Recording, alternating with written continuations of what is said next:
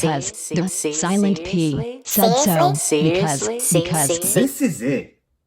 This is the nerdy stuff that gets me so excited about the art form.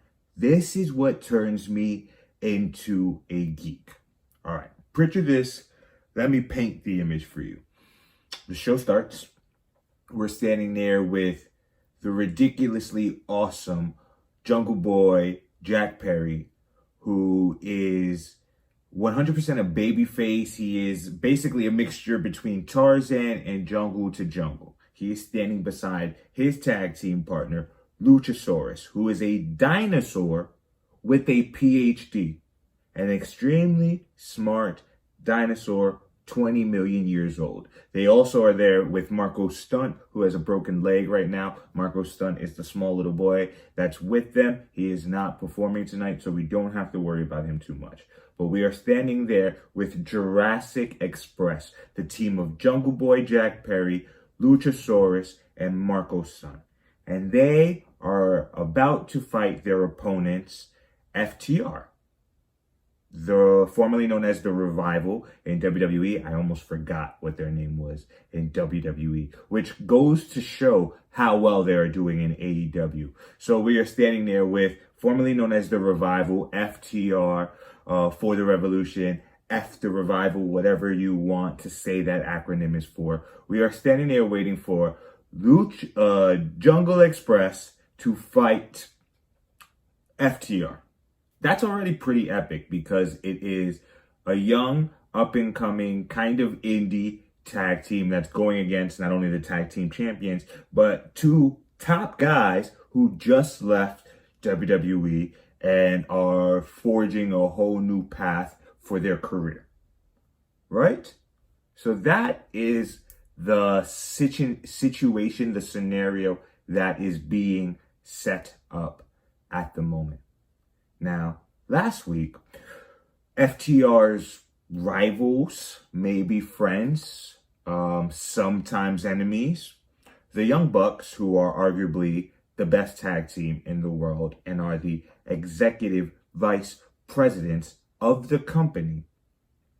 Last week, they pretty much further confirmed their heel turn after All Out by both Nick and Matt Jackson of the Young Bucks, giving a double kick, a super double kick to Alex Marvez, who was an announcer for AEW. So they were both fined $5,000. That's $10,000 each. We know that they don't care because they have the money. They are the EVPs of the company.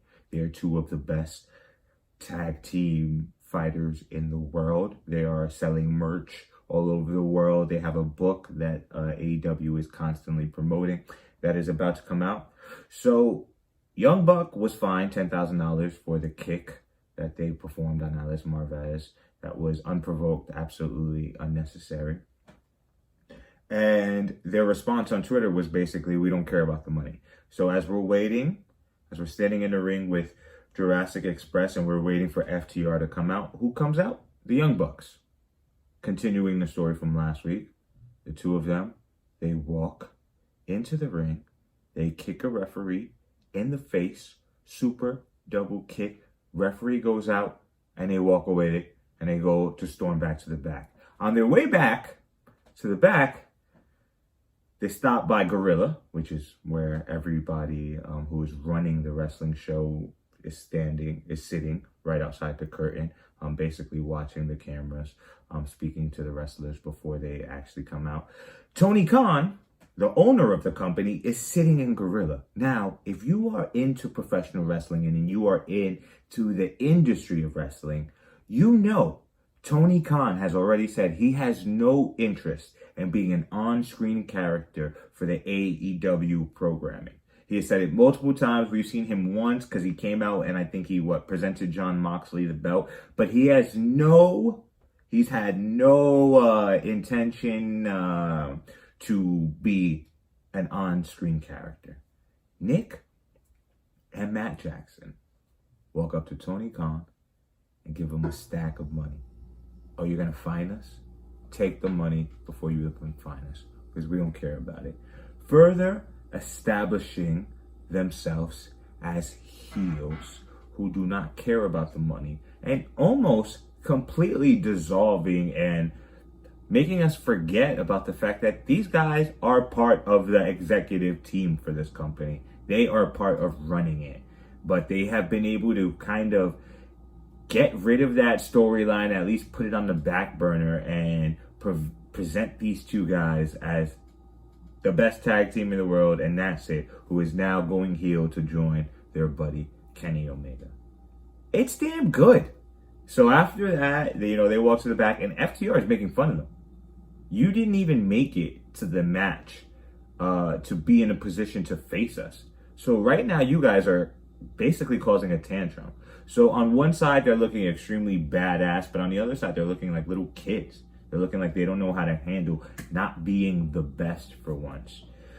And that complex storyline where it's subtleties, it's part real life, it's part fake life, it's part of just understanding and listening to the rumors of what's going on backstage. And it's the idea of taking all of these things together that make professional wrestling so damn exciting. It's just so damn fun. And that's how they started off this week of AEW Dynamite. That was the first thing that they did. And it just feels good. It's just like, damn, complex storylines, multiple characters, and I'm allowed to get into this. It really is an escape. And like I said, this is why I get nerdy about this. This is why I get geeky about this. I was sitting in the music studio yesterday with clients. I have wrestling on the iPad in the background. And I'm like, huffing and puffing and making sounds. And my partner, Ray, as he turns back and he looks at me, he's like, what's going on? And then he kind of sees the iPad. He's like, oh, it's wrestling stuff. And I'm like, yeah, I'm upset because this is so damn good. Damn it. I like this. I want more of this. So shout out to AEW. Shout out to the writers. Shout out to all of the wrestlers involved. Jurassic Express, FTR, the Young Bucks. It's a damn good storyline and it just feels good. It's fun. It's exciting. And that's because the Silent P said so. Thank you so much for tuning in. Enjoy your week. I hope it's productive. Keep your cool, maintain your cool, but also make the best of yourself. Sano out. That's like so cool. Seriously?